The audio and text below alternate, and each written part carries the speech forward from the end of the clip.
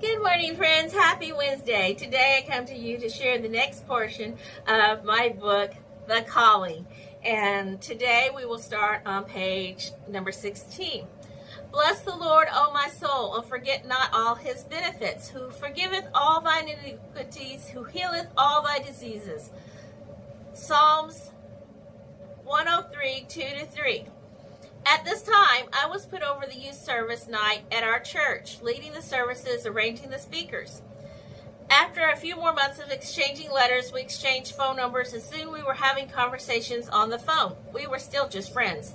December came around, and I received a teddy bear and some perfume in the mail. Christmas came, and another gift in the mail. January came around, and I also sent Ron a birthday present, along with a long-distance phone call. Those were the days. Every minute a conversation cost. My church was having a yearly meeting in March, and Ron said he was coming along with his parents to attend and meet me. Now, he was still in treatment and had his last radiation treatment was the week of the meeting. I remember we were having a church cleanup day, and everyone was talking about who would be there and telling them about this guy I had been requesting prayer for and writing that he and his family were coming. Someone even asked if I thought I would like to date him. I was like, I don't know. I did not want to say something that would come back to embarrass me when he got there. Unbeknownst to me, he had got very sick after the last radiation treatment, and the day they were planning on leaving, he was running a fever to the point his parents thought they would be canceling the trip. He went to lay down and rest, and after a few hours got up and was ready to hit the road. It was a long 8-hour drive. I was so nervous about meeting them. I was at the church helping to do more last-minute cleaning when they arrived. When they stepped out of their vehicle and I saw his dad and him both wearing overalls, I had a big sigh of relief. They were common folk. I was not, nor have I ever been a fancy person that had the latest fashions or had to wear certain things. A friend was with me there, and we both went with his family to the local Walmart after they got settled in the room they would be staying in while there. After we got in the store, she went with his mom, and I was left alone with Ron in the store. We walked around and around and tried to make awkward conversation. After we returned from Walmart, he walked with me to my house, which was a few blocks away. He met my mom and Granny, and we went and got a hamburger at Wendy's with my family. Later, a couple came to my house before service. A young married couple. The guy was from Indiana, and Ron knew him. The girl was from Missouri, a very good friend of mine. They had been married just a couple of months. We thought, what a small world that we both knew one of the couple, and they helped make conversation easier in person. We went to service that night, and afterwards I went with him and his family to eat at Burger King.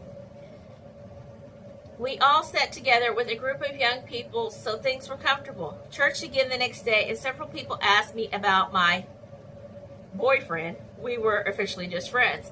That night there was a youth service before the regular service where a preacher was scheduled.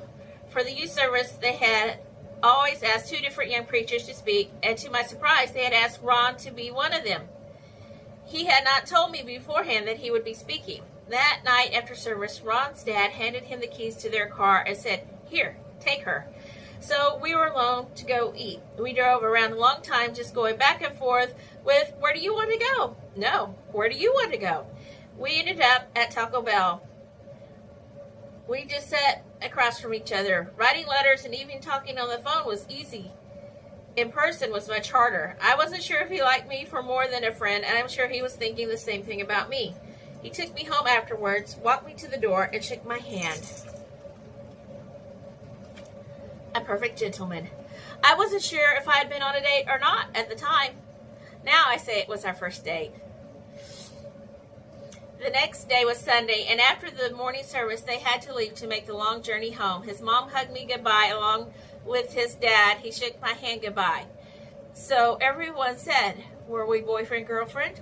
Well, not officially. And today that concludes my reading on page number 18. And I hope you have enjoyed following along so far of my readings of the portions of The Calling. And please pass by Amazon and buy your own copy of The Calling today. God bless you.